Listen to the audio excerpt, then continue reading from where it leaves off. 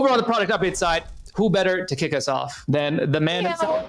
He's addicted to experimentation and is, of course, the co-founder of Jupiter. Meow, what can you tell the people about the Jupiter product right now? So, guys, Jupe launch was January, right? Yeah. So, besides figuring out Jupe, also obviously the whole Solana ecosystem blew up, right? Yeah. We went from like having like I think 1,000 tokens a week to like having like 10,000 tokens a day. 20,000, right? yeah. 20,000 a day, right? A number of tokens, number of like community members, number of like platforms exploded. Also, one thing that's just important to understand here is that Jupiter is not just a product, right? We power practically the entire liquidity infrastructure of Solana, right? All the wallets, all the DeFi platforms, all the websites, all the new applications, like they use us one way or the other. So in many ways, I think one of the things that make shipping pretty hard is that we don't just have to take in our product into consideration, right? Gone were the days of like we change something, you just change our website. Now we change something, you change like 20 different like coding servers, to maintain this entire validation system and everything and stuff, right? So I think that's actually one thing that actually makes shipping a lot more like complicated. And then obviously the second thing is the tokens just went crazy. So what the important thing here is actually we have to upgrade. So also our system in the past was actually really, really good for like more established tokens, but wasn't that great in picking up new tokens. That's actually a really big deal. But now you have this system, like everyone really want to trade tokens as soon as possible. In essence, we have to really like massively invest, right, in a whole range of backend systems. We call that Metropolis. I'm actually really proud of it, by the way, because it's almost like a real-time indexer of everything that's happening in Solana.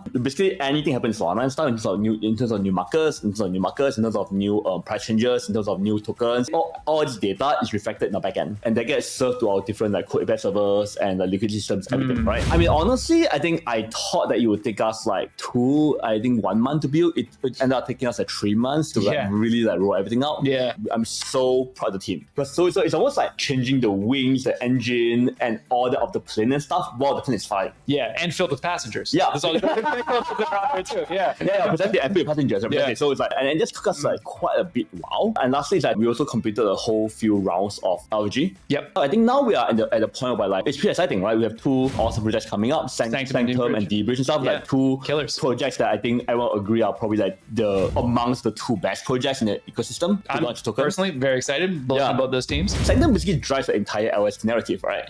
Now it's crazy to think like 6 months ago there was no LST narrative at all, or like even 3 months ago there was barely none. Now they're at $1 billion.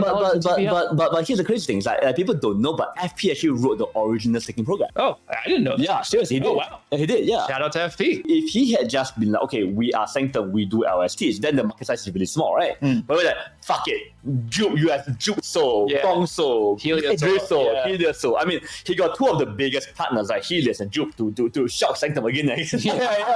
Very clever. You know, I think after Sanctum and after DeBridge and after a couple of experiments and stuff, I think we should be ready to relaunch LFG. Yeah, probably in July. So no LFG votes for the next few weeks while product is getting the kind of main focus. And basically for product, right? Yeah. So in doing this, two things, right? Number one, I think we can focus the vote on two things, right? We can focus the vote on uplink proposal. Another proposal that's coming out and stuff is that I think there will be a major Jupe proposal. Ooh, you don't say. A major Jupe proposal. Yeah, next week, I think that there's gonna be a lot of stuff for the community to discuss. Right? And I think that's actually probably the main focus at this point in time. Yeah, so I think that's a quick update there. I think basically I think in summary, we've been working really, really hard on like back-end stuff to change things up. I think we're ready to show some of the work now. But again, as I said, it's in alpha and beta, so it might not always work that well. So we really, really hope for everyone to just help us make it better. And yeah, so the focus is going to be going product.